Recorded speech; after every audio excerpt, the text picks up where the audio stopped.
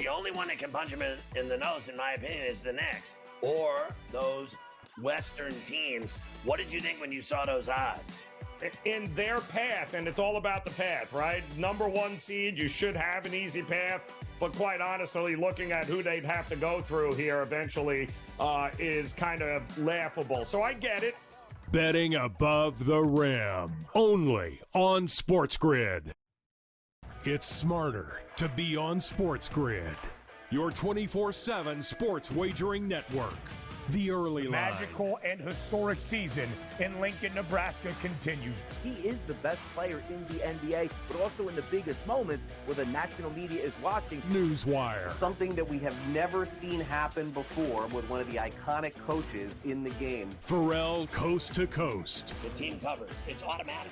It's every time. Not sometimes. It's every time. Game time decisions. Luka is actually far more dangerous from 3 on the road this year than at home. This game here tonight, you may want to consider taking as many points as humanly possible. In-game live, prime time. We got not 1, but 2 coaches fired systems in place. Sports Rage Late Sort of Night. has letdown written all over it. It's going to be hard to match the emotion that they played with the other night. It's smarter to be on sport.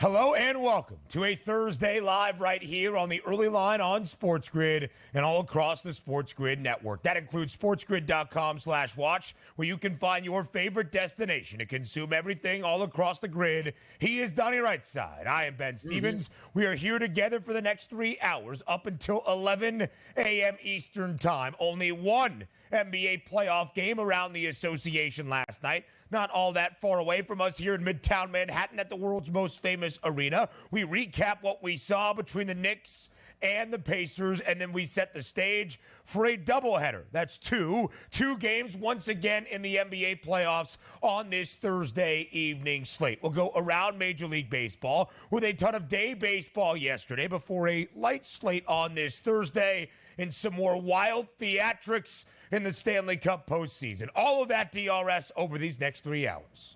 Yep, it's our job here on a Thursday to get the people ready. Also, not a big slate in Major League Baseball, and also some afternoon action, which didn't treat me kind yesterday, Ben, which included my favorite bet yesterday was Mookie Betts to get an RBI. Did not work out in my favor, so I'm back on the hunt for another victory. But a lot of exciting things and a lot of things to ponder moving forward, which includes the Knicks, though, with that 2-0 series lead. Injuries, could they catch up? But they do have the series lead. Back to Indiana we go. The Knicks do not have a ton of depth. How will some injuries affect them moving forward to Indianapolis? But the Knicks will still be feeling good overall because they have a 2-0 series lead. A similar Knicks game from what we have seen throughout their 8 in this postseason. It's decided by single digits, tight throughout the fourth quarter until the final few minutes when the Knickerbockers start to pull away inside Madison Square Garden. 121. New York wins and takes a 2-0 series advantage over Indiana. Total of 217.5 or even higher than that does go over, and the New York Knicks do cover as a 4.5-point favorite inside Madison Square Garden in a game where Jalen Brunson did not score 40 because he missed the entirety of the second quarter. And in that game, the New York Knicks still victorious. It's amazing. They scored 130 points yesterday without their best player for an entire quarter. Also, if you just want to take a look at the box score, you got great bench performances out of the Indiana Pacers, 20 points out of Toppin, 10 points out of McConnell. Shepard even chipped in with 11. You got 34 points out of Tyrese Halliburton.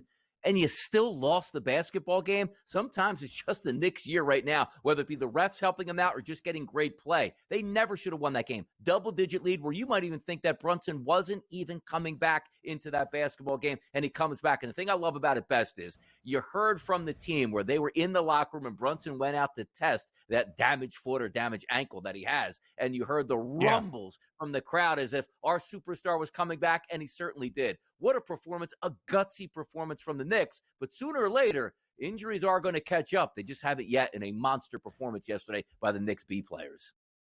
So Indiana outscored New York 41-12 off the bench, but it was all 5 starters for the Knickerbockers scoring in double figures, at least 14 points. Jalen Brunson, who missed the entirety of the second quarter with what the New York Knicks were calling a sore right foot, did return for the second half. But late in the third quarter, OG Anunoby putting up his best playoff game of his career, 28 points, drilling 4 triples, did leave with what the Knicks are calling a sore left hamstring. His status uncertain as we change venues to Indianapolis for game number 3. But the New York Knicks, once again, the headline, a 2-0 series lead, 2 wins away from their first berth to an Eastern Conference Finals for the first time since the year 2000. Now we go to the Stanley Cup postseason. What a wild game it was last night in Vancouver. Edmonton, a road ice favorite. The Oilers, a hefty favorite. The Cup favorites entering this second round. And the Oilers, a big favorite to win this series outright against the Canucks, the 2 remaining Canadian teams. And it seemed through the first 2 periods that was going to be the case. Edmonton was up 4-1 DRS in the second period before the Canucks storm all the way back, scoring 4 unanswered goals to steal a win from the jaws of defeat. 5-4. Vancouver pulls off the Canuck comeback last night. Yeah, and the reason why they pulled that comeback off after being down 4-1 is because Skinner absolutely fell apart in net for the Oilers. He was atrocious in that third period. Just got to make some simple saves, and your team would be up 1-0 in that series, which now you find yourself fighting on climbing up that hill, being down 0-1. You got to win that game if you're the Oilers, and you can just squarely put that right on the goalie. Sometimes goalies can steal games. Sometimes they can give it away. The Oilers, they gave that game away last night. Yeah, they certainly did. And the Canucks take a 1-0 series lead. Again, a home ice underdog last night against Edmonton. Florida was not a home ice underdog. In fact, a minus 166 money line favorite. DRS, there's bad blood between these 2 teams, the Bruins and the Panthers. Last year, the Bees, after the best regular season in NHL history, had a 3-1 series lead over the measly Florida Panthers, who stormed back to win the series in 7. Game number 1 of this year's second round set. Boston goes to Sunrise and blows out the Panthers 5-1. The Panthers return the favor last night in game number 2. A 6-1 victory over Boston. Not the best night for your guy, Donnie, right side. That would be Jeremy Swayman in net for the Bees. Coming back down to earth, and also let's keep in mind the Bruins had a 1-0 lead after that first period. Now, also, as you know, in the playoffs, a little bit different than the regular season, you'll get square-ups all the time, but it's almost like that gentleman's shake in the playoffs. We don't fight unless things get out of whack, and last night, with that big lead, everybody wants to settle their differences. This is why hockey's fantastic. They police themselves here, and now we can say we officially got a series with bad blood and a 1-1 series. I can't wait to watch this going back to Boston. Awesome stuff last night from the Panthers. We got a fight that featured Matthew Tkachuk. We saw 148 combined penalty minutes between these 2 sides long after the game was really decided, at least the outcome in the score. Back to the NBA here. An interesting timing of the announcement of the MVP award. But for the 3rd time in the last 4 years, Nikola Jokic is the NBA's most valuable player. He becomes the 9th player in NBA history to win the MVP award for a 3rd time. I also miss the times where they go overseas to give Jokic that award on his horse farm. It's like a tiny little golf ball-sized trophy. Here you go, brother. Let's take a picture, and away we go back to the United States. But, yes, that is an interesting time because you figure they should be up maybe 2-0. It's more of a celebration. Now it's like, man, how do you get the MVP? Look at their team. They're terrible in the playoffs. I love the backlash that you get when you're not performing well and you get an award. Listen, it's a regular season award determined by what you did in the regular season in those 82 games. And Nikola Jokic was the MVP this year, his 3rd in the past 4 NBA seasons, plus 430 before the season got started. He was the favorite. Wonder what that price looks like entering 2024-25. Major League Baseball, a ton of day baseball yesterday, including in Philadelphia, where the Phils entered with a 7-game win streak, 11 consecutive at the bank in the city of brotherly love. Those both came to a close yesterday. Toronto wins 5-3 over Philly. The Phils had their chances, DRS, in the home half of the 9th inning, unable to produce. Toronto wins 5-3. Yeah, Whit Merrifield came up with runners on second and third and 2 outs. A base knock would have sent that game to extra innings. And also Merrifield, remember, played for the Toronto Blue Jays. Maybe that would have been a little bit of getting back at them. But also for me, I got Ugats yesterday in this game. Why? Because I had Marsh and also Harper to get an RBI. Did not work out. But today's a new day, and maybe we'll cash in those tickets. But runs have to end there, and the Philadelphia Phillies just can't win every game at home, Ben.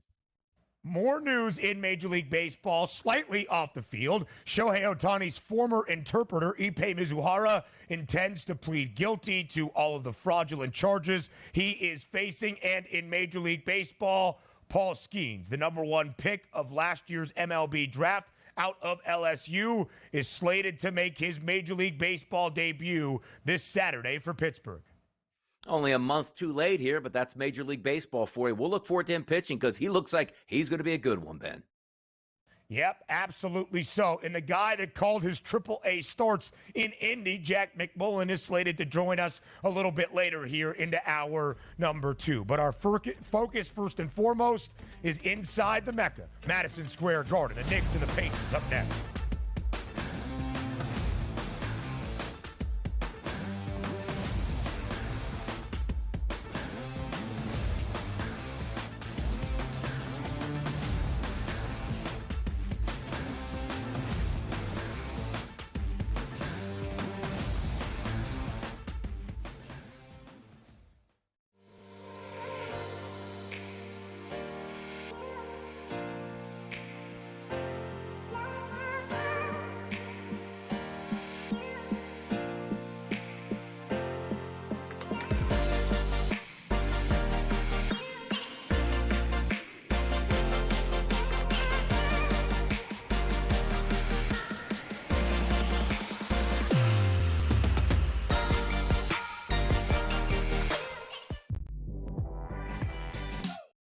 The only one that can punch him in the nose, in my opinion, is the Knicks or those Western teams. What did you think when you saw those odds?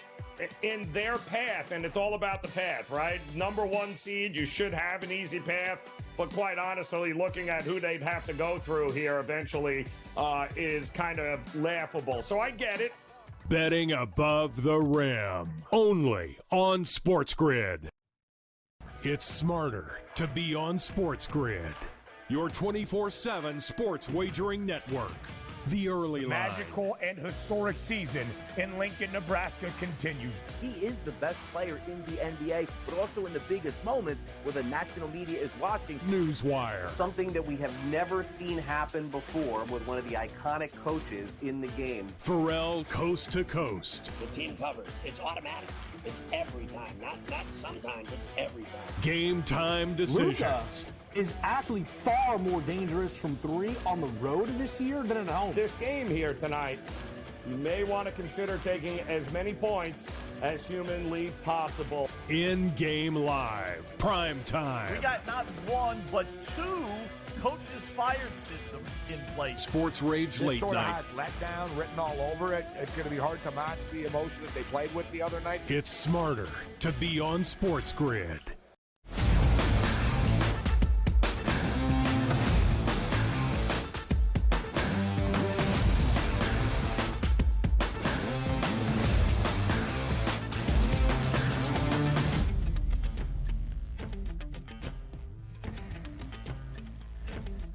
Game number 2 last night inside Madison Square Garden between the Indiana Pacers and the New York Knicks. A similar story for the Knickerbockers throughout this postseason. A game decided by single digits, or at least fewer than 11 points. All 8 playoff games for New York decided by less than that margin.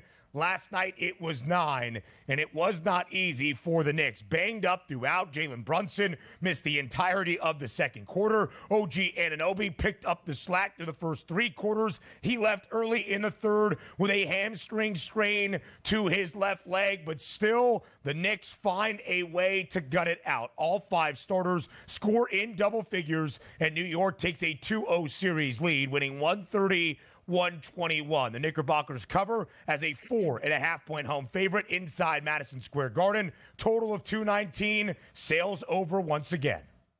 Smoke that total, too. I mean, you're really talking about that 130 to 121, but also getting into the game itself. It seems like we're drawing back on like what the Lakers do in the playoffs. Let's get double-digit leads, big leads all throughout the game, only to blow it late. Now, you do have to credit the New York Knicks here. Running on like basically a half tank of gas with your superstar players banged up, and you lose OG Anunoby. Now, the thing I like best about this is I am the professor of hamstring injuries. So I love the fact that he left because of a sore hamstring. Let me get this right now. You won't see OG Anunoby for the rest of this playoff series. I'll be your doctor right now, because if you can't finish the game with a hamstring injury, it doesn't miraculously get better overnight, and there's no drugs or anything that you can take to support it and get that hamstring back right. That's a devastating injury. And also, we don't know the day after even, Ben, after that great performance coming back in the second half from Brunson, how his actual foot is going to feel today and moving forward, if that's going to be a hindrance. But the one good thing about the New York Knicks here, Ben, is they do have the lead 2-0, so you can play around a little bit with these injuries, as opposed to you wanting to get on that court in games 3 and 4 and really handle your business. Maybe it's best if they get a rest. We'll see how that plays out. But let's take a look at Donnie DiVincenzo. Talked about it here in the Sixers series. Game number 6 on the road. He's got to be a better three-point shooter, and he was. Then you saw game number 1, better three-point shooter at home, and he was. And you saw last night when they needed him, another 6 triples drained en route to 28 total points scored easily, eclipsing his points prop. I love the guttiness of what we're getting out of New York here, specifically at home. 2-0 series lead. They can afford some of these injuries because they're not down 0-2, and they're not certainly down in a split. Let's just say 1-1 heading back to Indianapolis. Like what I see out of the Knicks, but boy, am I leery about game number 3 of who's actually going to be in the lineup for the New York Knicks.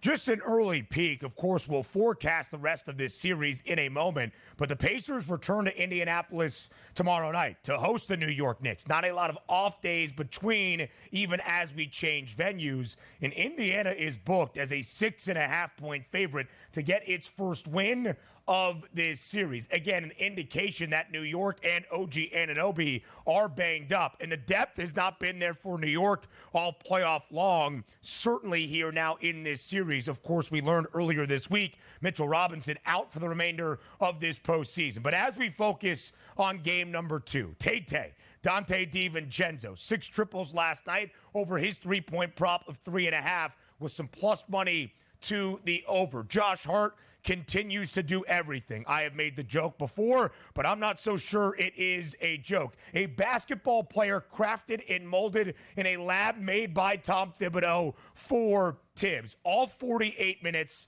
once again. 19 points over his points prop, 15 rebounds, and his rebounding number was set at 12.5. Josh Hart does everything that New York needs, and even missing a full 12 minutes, the entirety of the second quarter, Jalen Brunson scores 29 points. His 4-game streak of scoring at least 40 does come to a close, but if he played the second stanza DRS, he probably would have reached the 40-point benchmark once again. Yeah, plus 26 in that game. So it tells you how important he was in a game that was decided by 9 points. And also, we always talk about like some spread drama. Once again, late in that basketball game, it wasn't necessarily who was going to win, but you saw a couple-point lead here by the Knicks. They get a bad call against them. It gets overturned in their favor. And then you see the double technical foul by Rick Carlisle gets tossed out of that game, and you cover that line. Now, here's also one of the anomalies that we're looking at. In that Sixers series, like Miles McBride was really good off the bench. And like, wow, this is a double-digit score that can give you instant offense. I take a look at McBride, plays 20 minutes, Ben, scores 4 points, but it was a minus 22 in that game. Looks like Donnie DiVincenzo is going to like, hey, Miles, you sit it out, man. I got you covered in game number 3 at this point. But as I digress, you get to that game number 3, I don't know what I'm going to get out of the Knicks because it's a shame. OG Anunoby coming into his own, 28 points, and now probably looks like he won't play again in this series. That's a devastating blow, and also coming off the injury of Mitchell Robinson, who's not obviously going to play in this series. And we already know from Julius Randle for the regular season. This team is just battle-tested out here. Hey, next man up is the mentality for the New York Knicks. In only 3 quarters and a little bit less than 3 quarters, Anunoby made 4 threes, scored 28 points, was on pace for his best ever playoff game, but over his points prop of 16.5. Donnie DiVincenzo over 18 and a hook. Isaiah Hartenstein over 11.5, finished with 14 points and 12 boards. On the other side, Tyrese Halliburton, after only 6 points in the opening game of this series, responds in a big way last night, scoring 34. We talked about the bench production. Obi Toppin scored 20. Indiana's bench scores 41 as a team. Even more than that, 46 as a team with the addition of 5 points from Jackson. And yet they still lost by 9 points on the road inside Madison Square Garden. And DRS, when you look at the series prices right now, New York is up 2-0. They head to Indianapolis tomorrow night for game number 3. We shared the Pacers a 6.5-point favorite for this third game. The Knicks were entering yesterday a minus 420 favorite to win this series outright after taking that commanding 2-0 series lead. The price only moved by 50 cents, now minus 470, I think because of the injury uncertainty around New York the rest of the way. Yeah, I don't like what I saw of the Pacers in effect of how the games ended, right? Because they're down 0-2. But they were competitive in both of those basketball games, and we're talking about attrition that's going to hit the Knicks. And again, I'm not a doctor in the room. But when you leave the game because of a hamstring injury, you usually don't come back for at least 2 weeks. So I look at that Game 7 price at a plus 200. Love that. I look at the Pacers getting 2.5 games at minus 144. I love that right now because I'm trying to project a banged-up Brunson. Anunoby's down. Robinson already not there. Now 2 games on the home court for the Pacers. I think there's a good chance they even it up before we get back to Madison Square Garden. Right now in the series spread, it's the Pacers plus 2.5 games. Punk Talk up next.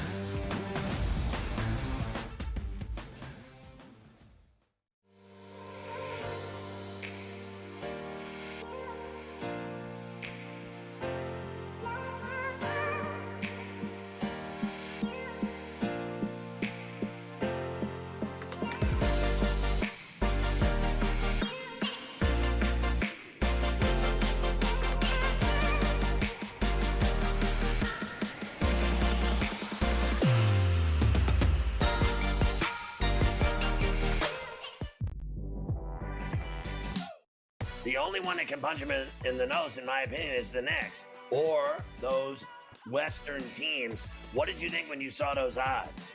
In their path, and it's all about the path, right? Number 1 seed, you should have an easy path.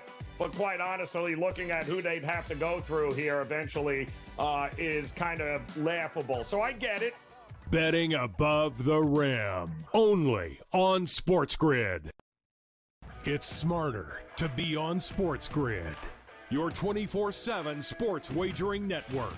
The early line. Magical and historic season in Lincoln, Nebraska continues. He is the best player in the NBA, but also in the biggest moments where the national media is watching. Newswire. Something that we have never seen happen before with one of the iconic coaches in the game. Pharrell coast to coast. The team covers. It's automatic. It's every time. Not sometimes. It's every time. Game time decisions. Luka is actually far more dangerous from 3 on the road this year than at home. This game here tonight, you may want to consider taking as many points as humanly possible. In-game live. Prime time. We got not 1, but 2 coaches fired systems in place. Sports Rage This late sort night. of has letdown written all over it. It's going to be hard to match the emotion that they played with the other night. It's smarter to be on SportsGrid.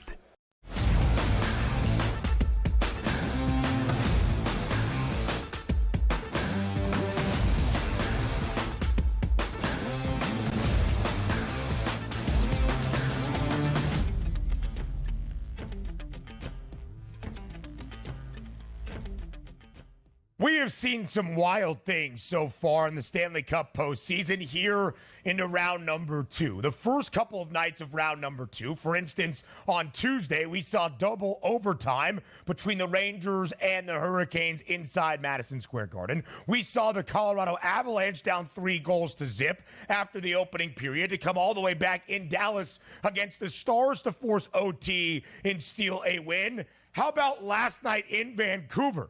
The Edmonton Oilers expected to win this series rather comfortably. Edmonton, a Game 1 road ice favorite, minus 137. The Oilers entered as the favorites to win the Western Conference crown into this second round. And really, through the first period and a half, Donnie, Edmonton was up 4-1. It seemed like the odds makers were going to be correct in their evaluation.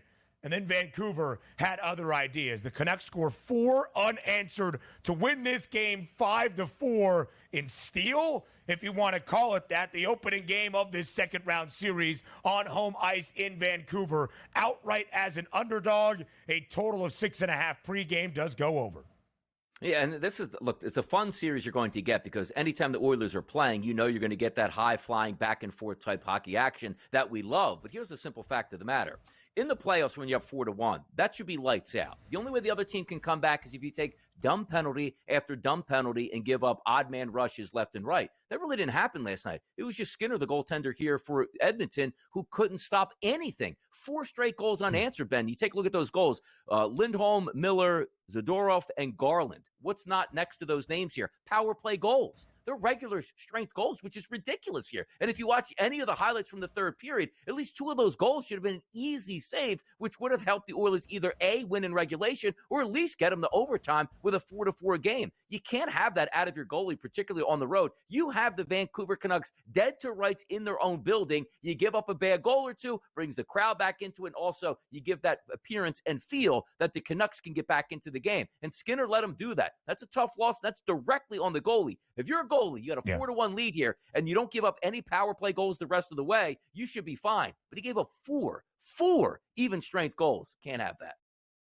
The Oilers still a minus 142 series outright favorite. The odds not out yet for game number 2 tomorrow night in Vancouver, but we would expect Edmonton to still be a road ice favorite. However, the Canucks, as we learned last night, not going to make this easy. Now, we go to the first game of the evening, game number 2 of this second round series in the Eastern Conference semifinals between familiar foes, the Florida Panthers and the Boston Bruins. Again, last year, the Boston Bruins, best regular season team in the history of the National Hockey League, winners of the President's Trophy, an absolute wagon, had a 3-1 series lead in the opening round over the measly 8 seed, the Florida Panthers. Florida responds by winning the next 3 games to win the series in 7 and makes it all the way to the Stanley Cup Finals. This year, Boston had revenge on its mind. They won all 4 matchups against Florida in the regular season, won game number 1 in Sunrise of this series,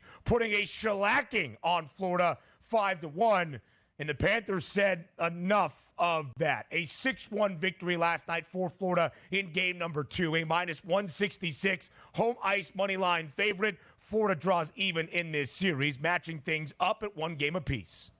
Yes, Swayman came out strong last night. He had a 1-0 lead at the end of the first period, which is exactly what you want to do on the road to sort of fight that urge of saying, all right, the home team's going to need to get back into it in the first period. You beat them 1-0 there, and then you gave up 6 unanswered goals between the second and the third period. We now got a great series. And also, do we expect the Florida Panthers just to roll over 52 regular season wins? We didn't here. That's a good hockey club, but also if you're Boston, yes, you like the split here. You just don't like the way the split actually happened, where he got hammered in game number 2. But going back to Boston, there's still good vibes. But at the same time, I thought Boston was probably the right side last night at that big price here. And I thought it looked good after the first period, but didn't look so good in the second and third period. 1-1 back to Boston. Great series. We're probably going 7. And with all the games these two have played against each other in the last 2 years, you can tell there is some animosity. 148 penalty minutes last night, fight after fight, including the superstars. Matthew Tkachuk for the Panthers, David Pastrnak for the Bruins getting tangled up. That's old school hockey. Yep. Maybe not the smartest in the postseason, but that's old school hockey. The Avalanche now, the favorites to win the Stanley Cup. They did so 2 years ago, a plus 380 price on Colorado. The Rangers, the second best number at plus 430, 10 cents in front of the Panthers, a plus 440 price for Florida. The Oilers down 0-1 in their series against Vancouver, now move back to the fourth best number at 5-1. We'll look at the future odds in the NBA playoffs up next.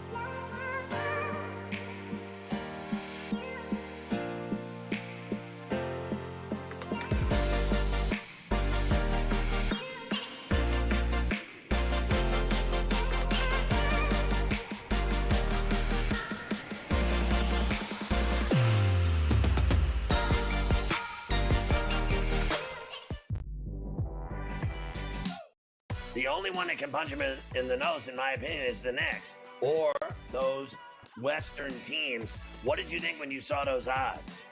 In their path, and it's all about the path, right? Number one seed, you should have an easy path, but quite honestly, looking at who they'd have to go through here eventually is kind of laughable. So I get it. Betting above the rim, only on SportsGrid. It's smarter to be on SportsGrid, your 24/7 sports wagering network. The early line. Magical and historic season in Lincoln, Nebraska continues. He is the best player in the NBA, but also in the biggest moments where the national media is watching. Newswire. Something that we have never seen happen before with one of the iconic coaches in the game. Pharrell coast to coast. The team covers. It's automatic. It's every time. Not sometimes. It's every time. Game time decisions. Luka is actually far more dangerous from three on the road this year than at home. This game here tonight, you may want to consider taking as many points as humanly possible. In-game live. Prime time. We got not one, but two coaches fired systems in place. Sports Rage This late sort of night. has letdown written all over it. It's going to be hard to match the emotion that they played with the other night. It's smarter to be on SportsGrid.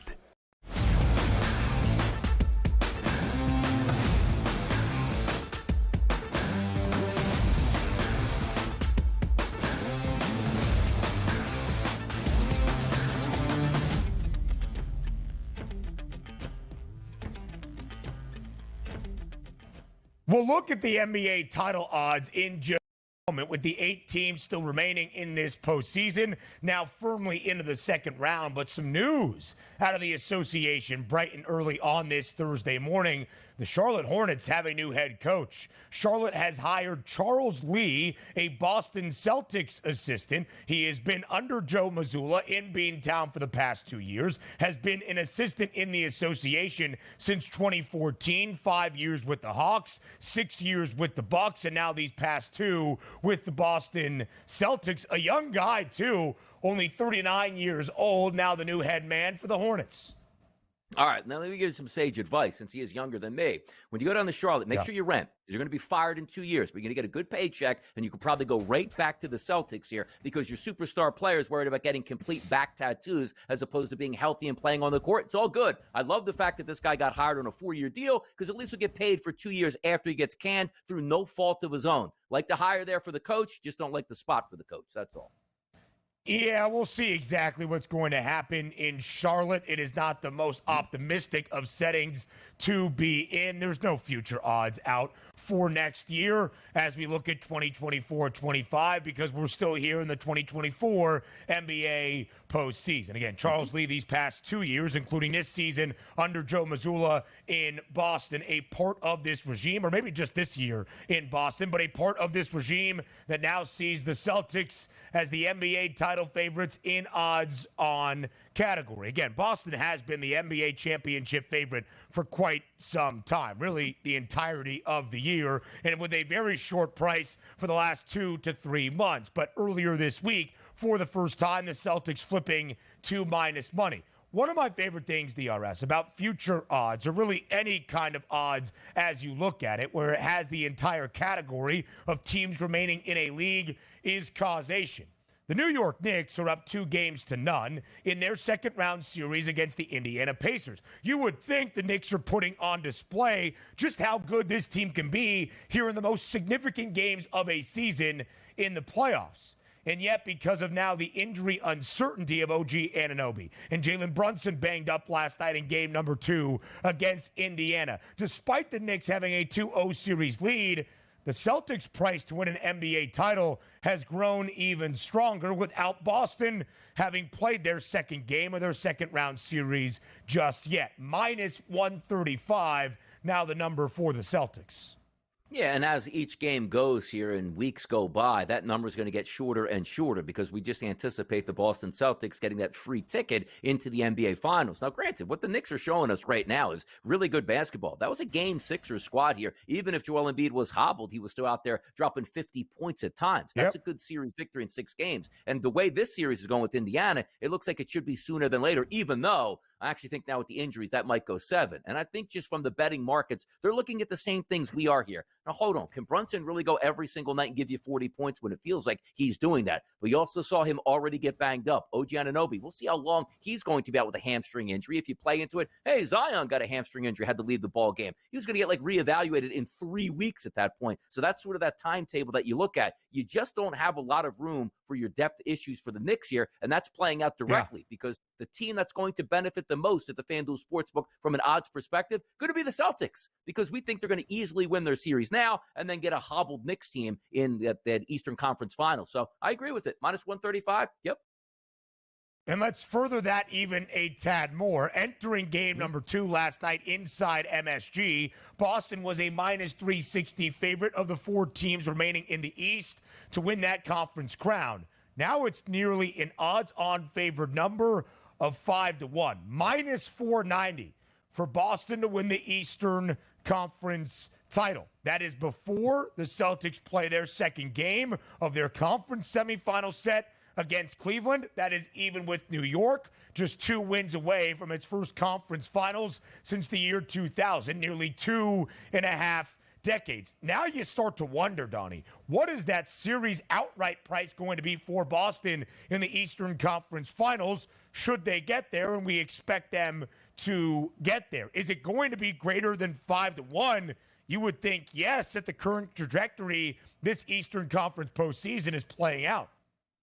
And it sounds wild. Like, that should never be the case. Usually maybe round 1 where a 1 seed's playing an 8 seed. Hey, they should easily run that team over. But now you're taking a look at an Eastern Conference final who a team like the New York Knicks, let's just say if it goes according to plan, OG Anunoby misses the next couple games, but he's back for that Boston series. And you say, all right, well, 5-game series in a gentleman's sweep where the Knicks got by, and you're still going to have a price point that high? Because it all is determined also about the Celtics who are waiting on Kristaps Porzingis as well, if he comes back into the fold. There's no price that the FanDuel Sportsbook can set right now. We're not going to tell you the Boston Celtics are not the best team in the Eastern Conference. It's just willing to how much money you're willing to pay on that. Minus 490 is crazy, but as you said, we're probably looking at that even more of a price once you get to the Eastern Conference Finals. So if you're looking for value, is there value on 490? Probably so. No offense to any of the 3 other remaining teams in the Eastern Conference, but nobody presents a challenge for Boston. You can clip this off and cold takes me if I am wrong, but that number is that number for a reason. And for myself that bet Boston on March 20th at a plus 220 number to win the NBA championship, starting to read the tea leaves of how the Eastern Conference postseason could shake out, I'm frankly loving what I am seeing. But that's through the Eastern Conference. I think any of the 4 teams left standing out west could present a very tough test for the Celtics in a potential NBA Finals. And right now, the favorites to win the West, the Minnesota Timberwolves, into minus money for the first time this postseason at minus 115. Again, we have made our case on Oklahoma City each and every day this week ahead of game number 2 tonight in OKC against the Dallas Mavericks. That's when I would jump on this number at plus 210. I don't think it's going to get much longer than this, even if they lose a few games to Dallas in the second round series. But I think it could only grow shorter because, as Donnie and I have laid out, Oklahoma City is the number 1 overall seed in the Western Conference for a reason. And in a potential Western Conference Final Series, they would have home floor advantage over either the Denver Nuggets or the Minnesota Timberwolves. Of course, the T-Wolves seem as though they are more than likely to be there, up 2-0 over the Nuggets. Yeah, and we also foreshadow what we're going to do in hour number 3 here because, you know, I love myself some OKC Thunder at that plus 210 price. But also keep in mind, the interesting part about this, I think you could still make cases for all 4, even though it looks like the Denver Nuggets are on their way out. But the thing that's interesting about that series is they're not playing tonight as they should be. They're going to play tomorrow night. So you got a long time for the Denver Nuggets to even get that calf injury a little bit better for Jamal Murray, a chance to sit it out, get some coaching advice that might make some sense and sort of practice a little bit more on the court. Again, The 8-1 price, I'm telling you right now, they're not going to win the series. Yeah. And still, I love that 8-1 price because it's crazy that the Nuggets have an 8-1 price right now. So looking forward to that game tomorrow. But I'm with you. The disrespect continues for OKC. I don't know what it's going to take because I can imagine when they beat the Dallas Mavericks in the series in, let's just say, 5 games. Luka wasn't healthy, though, Ben. Come on. You can't anticipate that. And then what are we going to talk about in the next series after that? I'm with you here. OKC has been so disrespected. I've changed my opinion from loving the Timberwolves, because I actually do think the Timberwolves are the best team left in the West, to saying the prices just don't make sense for OKC. And they will have home court advantage in the Western Conference Finals if they do get there. So I'm with you on that plus 210. The Thunder, a 5-point favorite in game number 2 tonight against the Dallas Mavericks, a minus 245 series outright favorite to advance to the Western Conference Finals. Now, to your point about Denver, again, 8-1 is a long shot at this moment. I have bet the Denver Nuggets, as I did after the opening game of the series against Minnesota, to win this set. I still have a little bit of flickering hope, if you want to call it that. What I will say, though, Donnie, what I do truly believe, it's not going to be a 4-game sweep.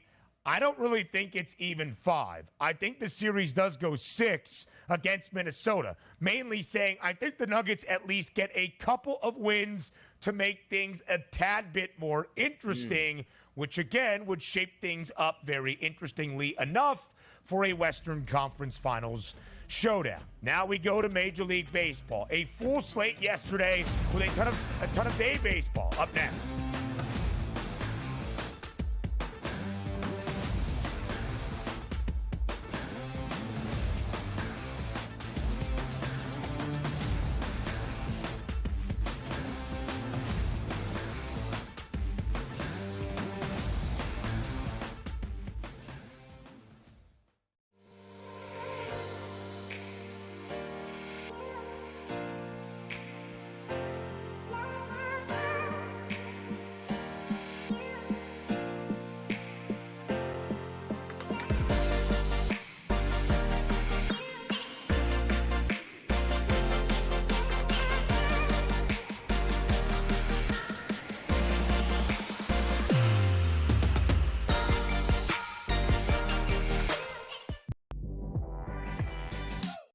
The only one that can punch him in the nose, in my opinion, is the Knicks or those Western teams. What did you think when you saw those odds? In their path, and it's all about the path, right? Number 1 seed, you should have an easy path, but quite honestly, looking at who they'd have to go through here eventually is kind of laughable. So I get it. Betting above the rim, only on SportsGrid. It's smarter to be on SportsGrid, your 24/7 sports wagering network. The early line. Magical and historic season in Lincoln, Nebraska continues. He is the best player in the NBA, but also in the biggest moments where the national media is watching. Newswire. Something that we have never seen happen before with one of the iconic coaches in the game. Pharrell coast to coast. The team covers. It's automatic. It's every time. Not sometimes. It's every time. Game time decisions. Luka is actually far more dangerous from 3 on the road this year than at home. This game here tonight, you may want to consider taking as many points as humanly possible. In-game live. Prime time. We got not 1, but 2 coaches fired systems in place. Sports Rage This late sort of night. has letdown written all over it. It's going to be hard to match the emotion that they played with the other night. It's smarter to be on SportsGrid.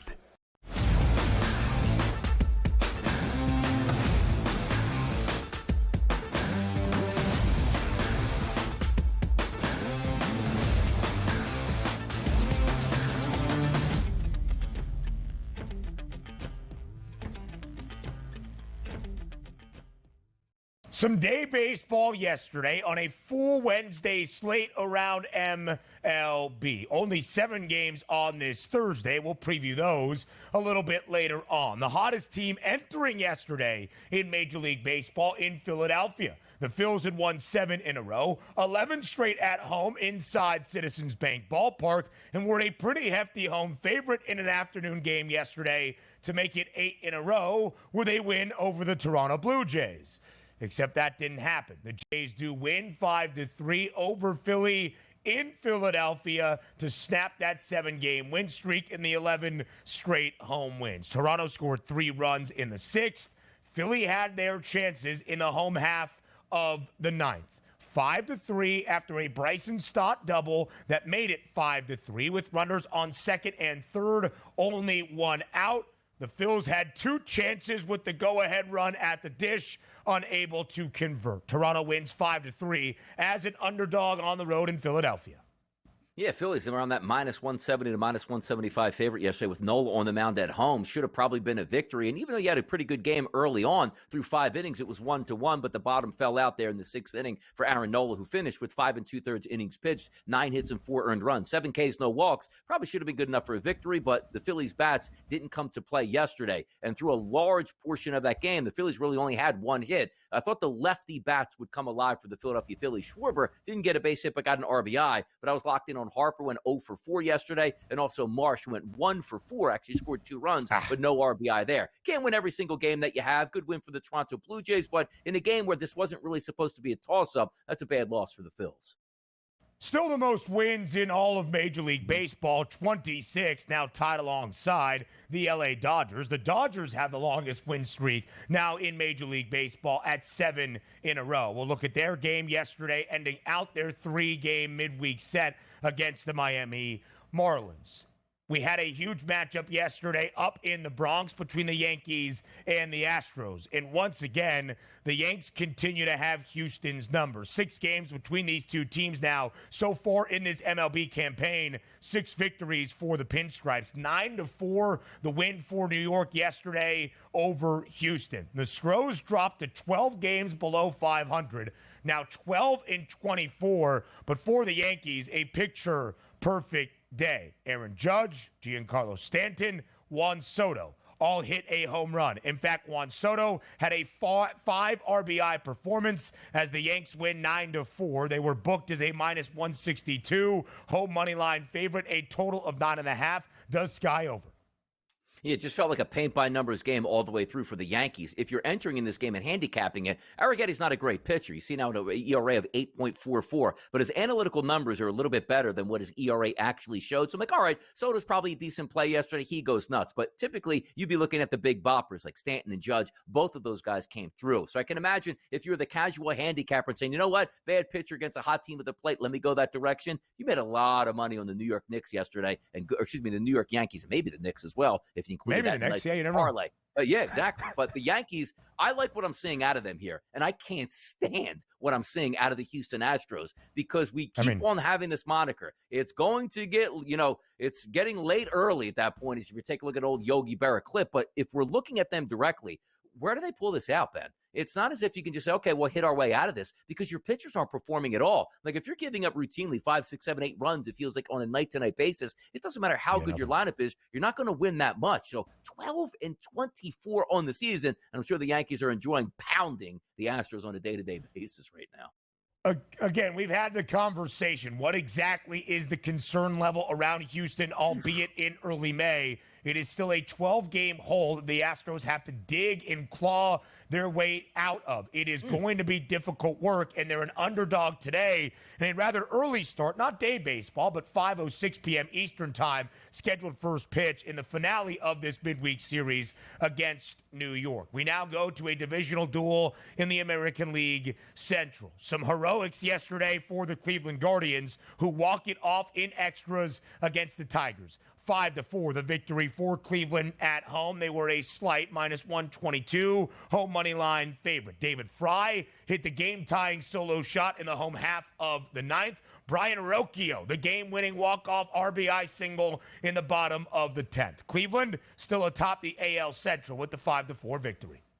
Great pitching performance by Olsen in that game. 6 innings pitched, 2 runs, but only 1 of those earned, and he drops his ERA to 2.52. But also, you talk about being clutch at home. Look at the final 3 innings of that game. 8th inning, 9th inning, 10th inning. A run there by Cleveland, a run by Cleveland, and a run by Cleveland in extras to win that. So nice comeback victories. Now you see Cleveland at 24-13, and also the Detroit Tigers, we didn't know really what to expect from them coming into the season, but even with that loss, still above 500 in a very competitive American Central Division.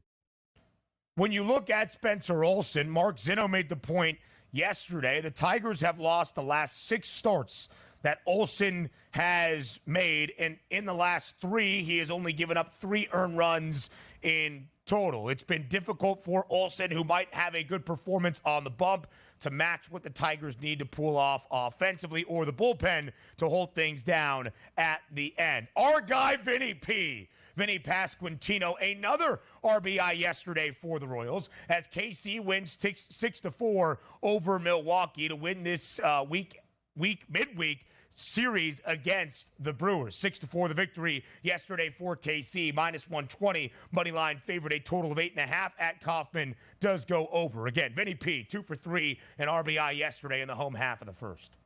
That's what he does, man. How about Brady Singer on the mound? 3-1 now in the season, going 5 1/3 innings, giving up only 1 earned run, dropping his ERA, Ben, down to 2.36. And the Royals at 22-16. You're beating some pretty good ball clubs here. I mean, the Brewers are good. Dropping that game only goes to 21-15. That's a nice look. But also, finally back in the lineup here, Christian Yelich. 0 for 5 performance. You know it's going to get better, but that is a big lift, which he had with, he was, maybe 3.5 weeks. He wasn't in that lineup, and still the Brewers were above 500. Let's see what the Brewers can do at the plate now with Yelich back in that lineup.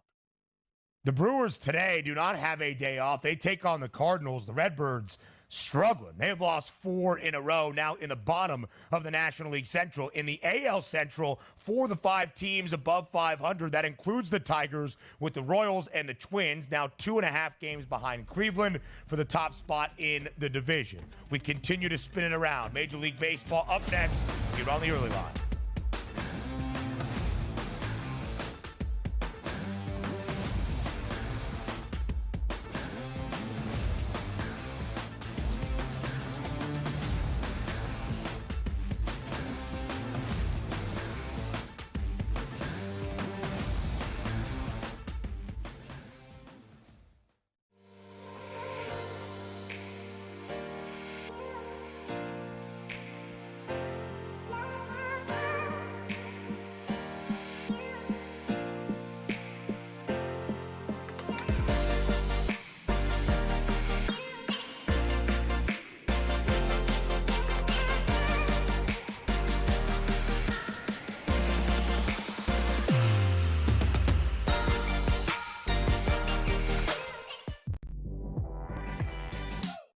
The only one that can punch him in the nose, in my opinion, is the Knicks or those Western teams. What did you think when you saw those odds?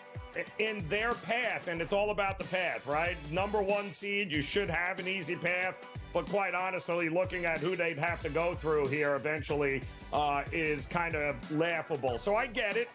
Betting above the rim, only on SportsGrid. It's smarter to be on SportsGrid, your 24/7 sports wagering network.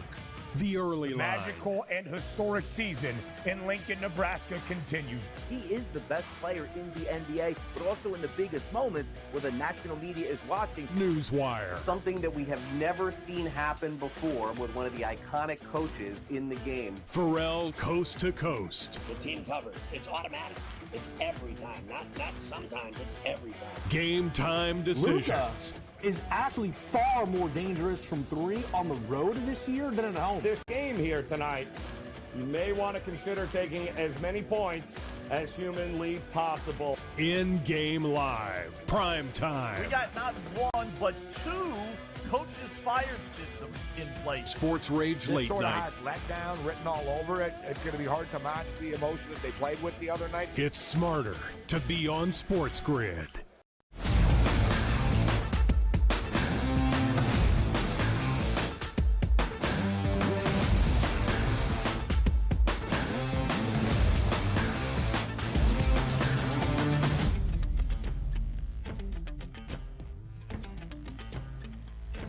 For whatever reason, American League pitchers here on the early line, we confuse a few names. Reese Olson for the Detroit Tigers. I called him Spencer Olson. I don't know who Spencer Olson is. Lucas Gill is a Brazilian model. Luis Gil is the starting pitcher for the New York Yankees. We'll have to do a little bit of work to find out who Spencer Olson is. All right, now back to the recaps yesterday around Major League Baseball. The Phillies entered yesterday as the hottest active team in Major League Baseball, longest active win streak of 7 in a row. Now that distinction goes to the Dodgers. 7 straight wins for LA as well after pulling off the midweek series sweep over the Miami Marlins. As was expected, LA booked as nearly a $3 favorite in each of these 3 games on the money line. Yesterday, though, 3-1 the victory for LA. Total of 8.5 stays under in all 3 runs, courtesy of Teoscar Hernandez. An RBI single in the first, a 2-run homer in the 6th. The Dodgers win 3-1 over Miami. I should have heeded my own advice yesterday. Now, granted, we thought the Dodgers would win because Weathers isn't a great pitcher. But how about Stone on the mound yesterday? 7 innings pitched, 6 hits, and only 1 earned run. That's a really good performance. Drops his ERA down to 3.55. But who was the guy in the lineup that I was absolutely going to love? Right-handed hitter in the 4-hole. It was supposed to be Will Smith, but got the day off being a catcher here. So who moves up as a right-handed bat into that 4-hole? Teoscar Hernandez, 3 RBI. Why? Because Betts, Ohtani, and Freeman are probably going to be on base at least multiple times, enough to drive that home. So if you cash that ticket, congratulations. I went Mookie Betts, 1-for-4 performance, didn't cash in on an RBI. You can't hit 10 runs every single game. It's nice to see the Dodgers say, you know what, let's slow this one down, 3-1 final. We'll take it because all they're looking forward to, they know the hitting is going to be there throughout the entire season. Yeah. But if you're getting guys like Stone with pitching performances going 7 innings pitched, 1 earned run, even if it is against the Marlins, that's a really good sign for the Dodgers. So Teoscar Hernandez scored, of course, on his 2-run homer in the 6th. Mm-hmm. He bats right behind Freddie Freeman in that cleanup spot. Freddie in the 3-hole. Freddie scored 2 runs as he also had a double yesterday for LA. But the 2 guys in front, Mookie Betts, as you said, DRS 1-for-4 at the dish. Not Shohei Ohtani's best day, 0-for-4 against Miami with 2 strikeouts. But as we look at these 2 stars for Los Angeles at the top of the lineup, both have been off to a very strong start to this 2024 Major League Baseball season. Shohei Ohtani, a .355 batting average. That is best in all of MLB. Both guys have 27 RBIs. Mookie not all that far behind Ohtani when it comes to the batting average this year at .346. The 11 home runs that Ohtani has hit, tied for second most in Major League Baseball. Marcell Ozuna yesterday for the Atlanta Braves getting up there. He now leads all of Major League Baseball with 12. Ozuna's been really good, but let's focus here on that first 4 of what is typically on a night-to-night basis for the Dodgers. It's almost not fair. Mookie Betts is hitting .346. Ohtani's hitting .355. Freddie Freeman now spiking over 300. And typically in that 4 spot's Will Smith. You know what he's batting on the season? .331. That's outrageous. That's like everybody's on base to start the game every single night for the Los Angeles Dodgers. That is an unbelievable wealth of talent in that top 4. But just getting back to those Betts versus Ohtani wagers here. I guess maybe because Betts plays the field, he's going to get the bump here for MVP, even though I always look at MVP strictly as an offensive statistic as opposed to adding in defense because they have their own statistic basically in Golden Gloves. I'm interested to see how long this goes and how close this race is going to be because, quite frankly, outside of injury, it's not going to slow down. These 2 guys at the top of the lineup are going to have historic numbers here by the end of the season apparent, and I want to see who wins out. But I am amazed that Mookie Betts still that heavy favorite, even how close those statistics are here, Ben. Listen, this might be the last time you can bet anybody else in the National League MVP market because when and if, as we expect, Shohei Ohtani returns to the mound next year in 2025, he's going to be the favorite. He's not going to be trailing Mookie Betts by just about $2.50. DRS, can anybody else outside of the 2 superstars for LA win it? Bryce Harper has been on an absolute tear. Ronald Acuna Jr. not nearly as historic as a season ago when he won this award. Would you place your hard-earned money on anybody else outside of Betts and or Ohtani at this moment? I would, because the price points are really high for some really good players on some good teams that will be there in the end to try to get that extra bump. I call like extracurriculars. Like if the Phillies finished with the best record in baseball, Bryce Harper probably had a really good season, and it's just a matter of, oh no, Betts hit 400. Of course he's going to be the MVP, or Ohtani slugged 51 home runs. That's going to be tough to overcome. So right now, not necessarily, but those price points are certainly enticing for a few of those guys. Yeah, absolutely so. It's a very, very, very long Major League Baseball season where anything can happen, including injury, where you have a huge gap between the top 2 and the rest of the National League. Hour 2 starts in just over 2 minutes here on the Early Line.